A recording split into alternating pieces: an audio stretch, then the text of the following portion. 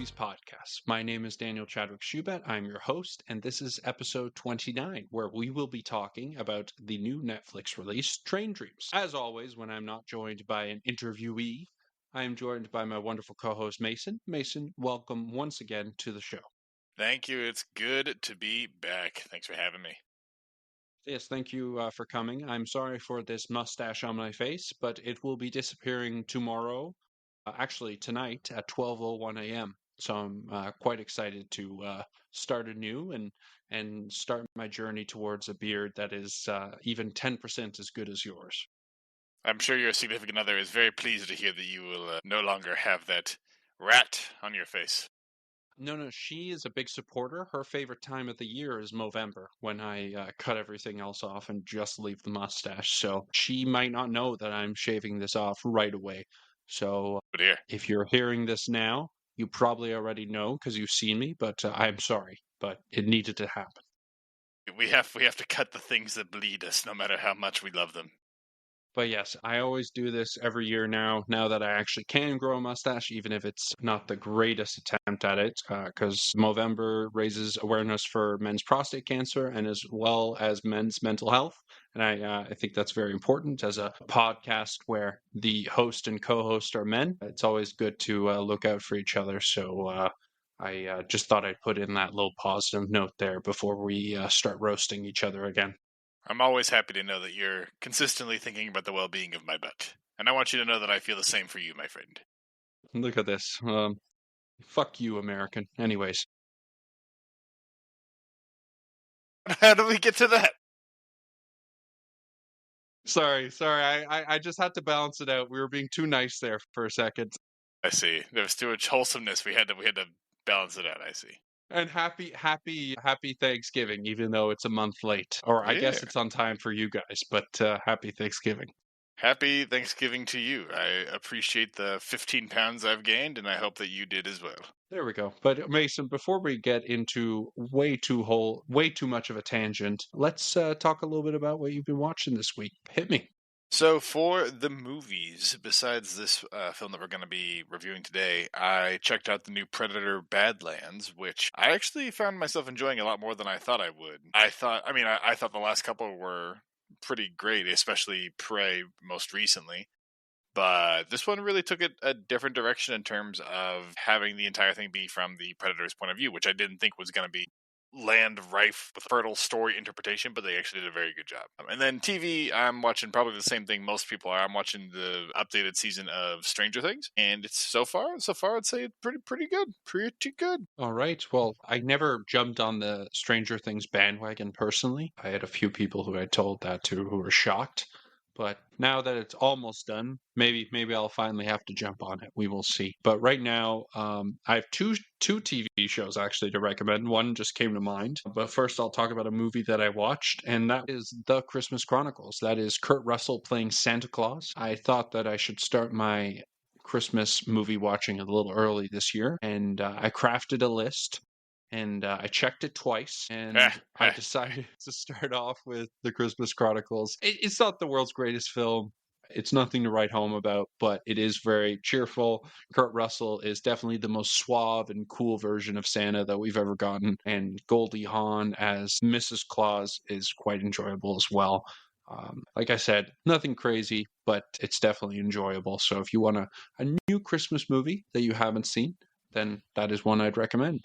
More suave than Paul Giamatti and Fred Claus. I'd say that's the most handsome, sexy Santa that we've ever had. You know what? I did forget about Paul Giamatti and Fred Claus because it has been a while since I've seen that. So You haven't maybe seen the classic Fred Claus in recent memory? No, you know what? I might have to rewatch it, and then I'll let you know on our maybe our end of the year episode. I'll let you know if I thought Paul Giamatti was a classier and more suave Santa Claus than Kurt Russell. I look forward to your take. Yes, and as far as I know, unless Mike says no, he will be joining us again for our end of the year list. So Mason is very excited, and I'm very excited to hear about all the French movies that made your top 5 this year. Yes, I have a full lineup of French cinema ready to go. Can't wait to share that from an educated position. and I can't wait to watch the further seasons. And then the other TV show that I was going to recommend is one that just came out on Netflix, and that is Death by Lightning, with Michael Shannon playing James Garfield, who is a forgotten president in history, but one of the only three presidents to be assassinated. And he was someone that I knew nothing about. And it was quite fascinating watching the show. It was done by the showrunners behind Game of Thrones.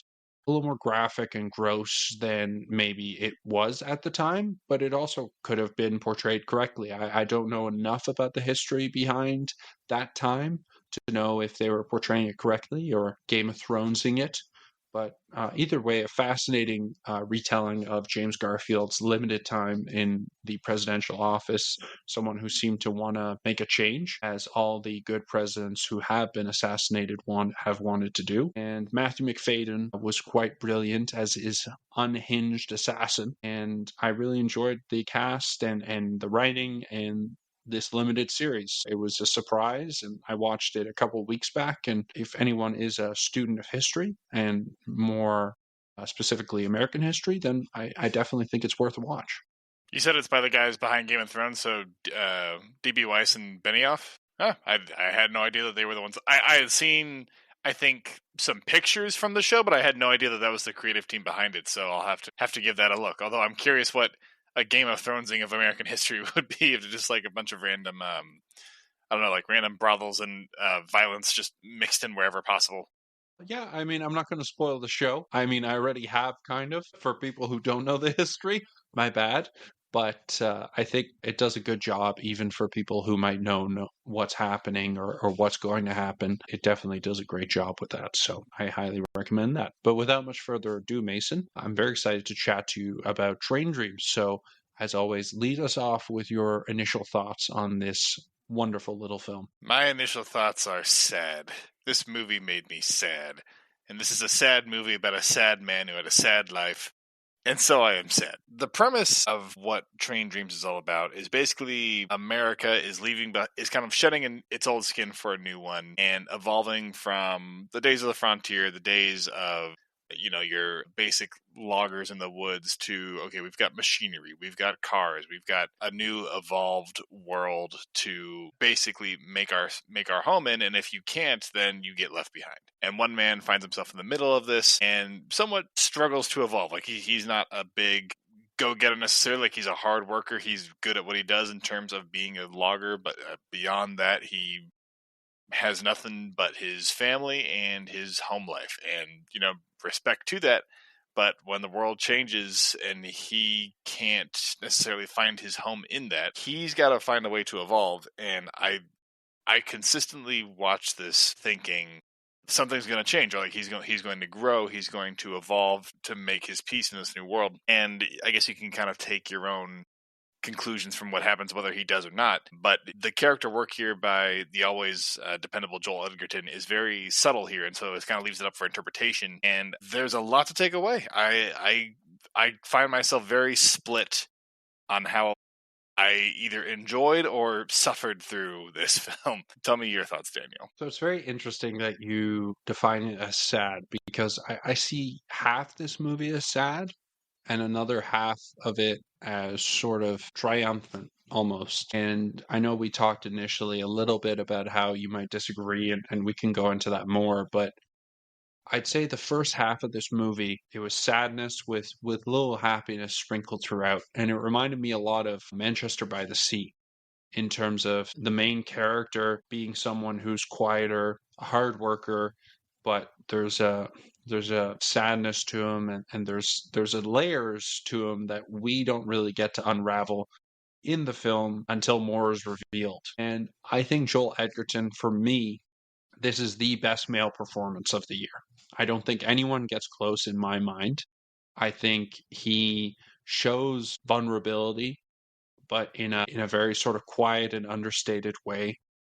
He's someone who I want to get to know better, Robert Granger, the character he portrays, and he's someone that if I were to think of a man, that's what I would think of in terms of the early 1900s. Someone who works his butt off, who loves his family, who would do anything for his family, who wants to build a life for them. And like you said, in a world that's very much changing.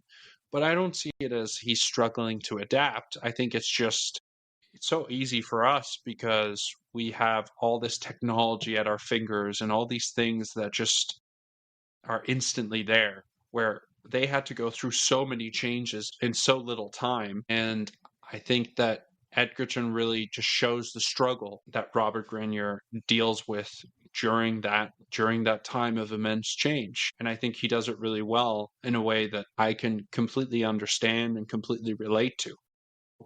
Beyond that, I think it's one of the most gorgeous films. It's lit incredibly well, and the lighting and just the amount of epic shots in this movie is just phenomenal. And Clint Bentley, the director, I think is someone who should definitely be name dropped because I unfortunately fear that this movie will not get much press because it is a Netflix film, and that's too bad. But I also think more people will see it because it's a Netflix film, so that's also good. So it's a strange one, but I'd say coming out of TIFF, this was my favorite film of TIFF, and watching it again made me realize that I truly, truly love this film. So for me, I really can't say anything bad about it personally. And I understand the mixed feelings on it, and I get that. And I think it isn't for everyone. But as someone who truly enjoyed Manchester by the Sea as well, even though, like I said, incredibly We had depressing differing film at opinions on that times. one too, yeah. Yeah, we did. And that's okay because you're usually wrong anyways. I disagree with that. I think I'm usually right. If we look at my track record, who thought Trap was a trash and who thought Trap was genius? History will Yeah. show the victor. You're gonna bring up Trap again? Let's not do this. Right? Hey, you brought up Completely unrelated. Manchester by the Sea, Manchester by the Sad Sea. Oh my gosh. I find it interesting that you bring up that as a comparison because I actually don't disagree with you. I do think that the two films have a lot in common in terms of this is a sad guy who's very sad. Why is he sad? Okay, and I'm just like suffering through a good portion of the movie trying to figure out like, is this going to go anywhere? Is he just going to keep being miserable? And it's just kind of like misery porn at this point. But I do agree with you with the direction being a strength of the movie because so much of it is framed in like a sort of photograph aspect ratio. And there's not a lot of movement for a good portion of the movie. Like the frame itself remains still, and then people will move inside said frame, but the frame itself stays still. It reminds me a lot of Red Dead Redemption, if you ever played that game, where there's these like photographs that come up as it's loading, and you see like the film develop. Um, it's almost like a Wes Anderson type of symmetry to it as well, because you'll see that the shots are very immaculately put together in terms of the blocking of the characters and where the props are laid, and so that really draws your eye to how it is set up with not just the actors, but like how everything on frame is specifically put there for in that way for you to like digest and take the message from it. So that I would say spoke more to me than the story, than the performance, than the movie itself, because I felt like that was where the most thought went into it, or at least the most thought that I could see went into it. Yeah, it's interesting because I think this film shows a flawed man, but deep down a good man as well. And I think what I found most fascinating about that was that it was a very meditative look at what makes a good man. And you say it's misery porn, and I disagree in terms of I think without going into spoilers, what he goes through in his life, it's not an easy life. There's tragedy all around him. I mean, the start of the film, you see the time where there was quite a bit of racism towards Asian Americans, and it leads to a tragedy at the start, which really affects him for the rest of the film. And I think that is the movie's way of showing that deep down, this guy is a good man, and not only deep down, but he wants to be a good man, and he wants to be a good example for his children and his family, and he wants to lead and provide and all the things that men had to do at that time. And I think Edgerton just takes that and really gets deep into it. So as much as I understand it's very sad, and I had a tough time not getting emotional over the movie, but I don't think it's misery porn because, I think otherwise every movie that makes you sad or makes you cry is misery porn. And I No, think I mean I'm there's not afraid of saying that at all. I'm just saying like no, this no, I'm in not. particular was like so, like it was just sadness for sadness' sake, it felt. But I mean, like, you can have a sad movie and have that go somewhere. Like, I'm not saying, like, don't make movies with sad parts or just, like, that are sad overall, but this, I think at the very end, maybe it had a message of where that sadness led. Maybe. But I struggled to clearly see that. But I have nothing against there being, like, emotional turmoil or just, like, depression in a film. Like, God knows it's a very human emotion that we all have to deal with, and there's no problem in having that in any type of art. Mhm. But if it's just used for the sake of, like, feeling bad and then nothing really comes from it, one way or another, it could be good, it could be bad. I just feel kind of defeated in, like, I didn't grow or learn anything from this experience. Yeah, I guess we can agree to disagree on that. Another film that came to mind when I was watching this was Brooklyn, and I think that film very much has that same sadness, but then the light at the end of the tunnel. Like I do think this film is a hopeful film. One of the more hopeful parts of it is the narration. Will Patton was the narrator, and his voice is just made for this sort of film. William H. Macy is great as well as a fellow logger, and I think his story adds a lot to the film as well. But yeah, I mean, it's just tough for me because I guess yeah, we just have to agree to disagree because I think all these characters were ones that I wanted to learn about. I think they all had different stories and different things that they offered to this film. I thought Felicity Jones did brilliantly as well, and she was definitely a supporting character. Like this is Robert's film, this is Joel Edgerton's film, but without her, I don't think this has the same heart in it. I definitely agree with you on that, that there's times where he's a little too emotionally stunted for me, and I want to see a bit more. But I felt very much like he was an onion that was being peeled back. And towards the end of the film, we got to see a version of him that was happy, and a version of him that was able to sort of accept the cards that life had dealt him and find some sort of happiness even after all these terrible things had happened to him.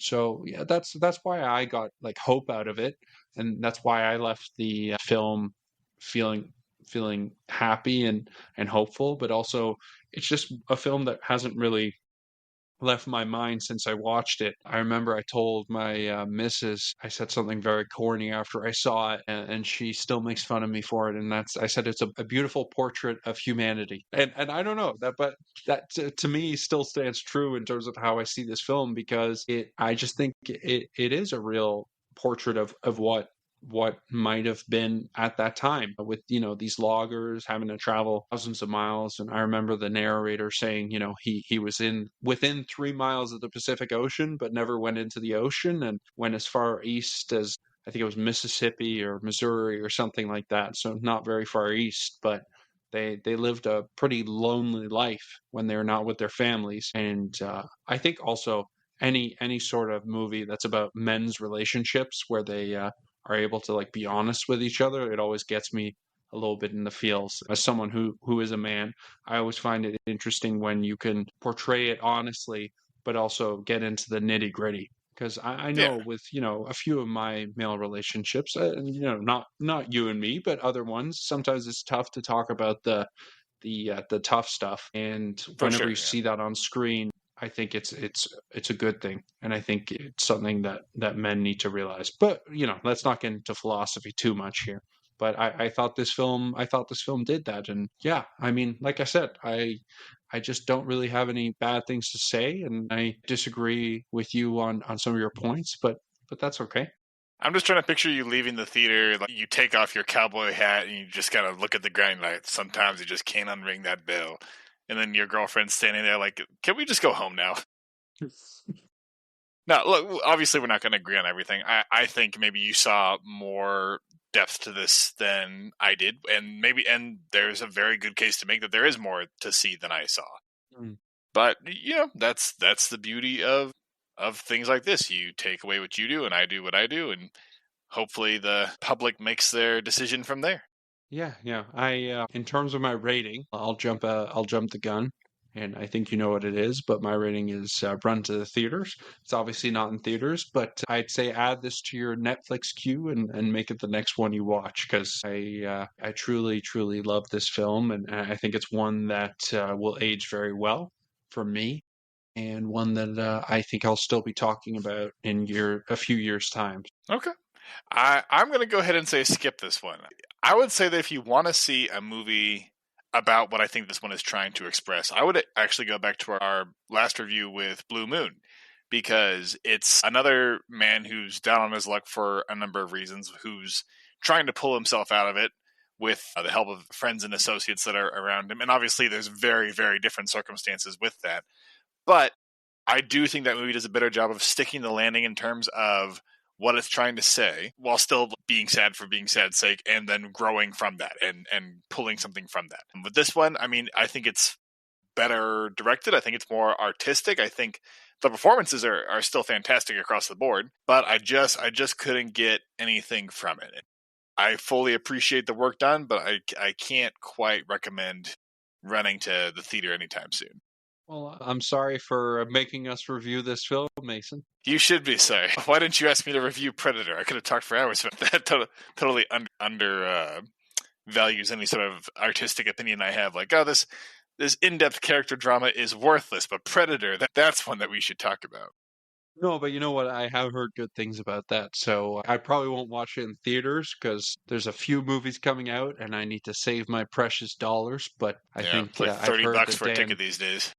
Yeah, well, I've heard that Dan Trachtenberg did a really good job with this one, and I know he's done a good job with some of the others too. So definitely worth maybe checking out in the future once it comes out on Disney Plus or one of the streaming services. But Mason, thank you for joining me to chat about Train Dreams today. I am sorry you did not enjoy it as much as me, but that is your prerogative. We can't always be right, and as always, lead us out, good sir.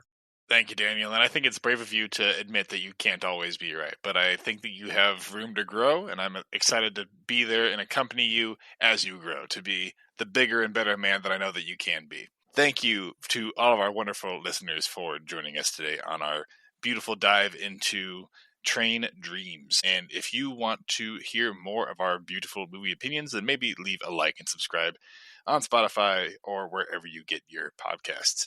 But till next time, I have been Mason. I have been Daniel. And we'll see you at the movies. Bye, y'all.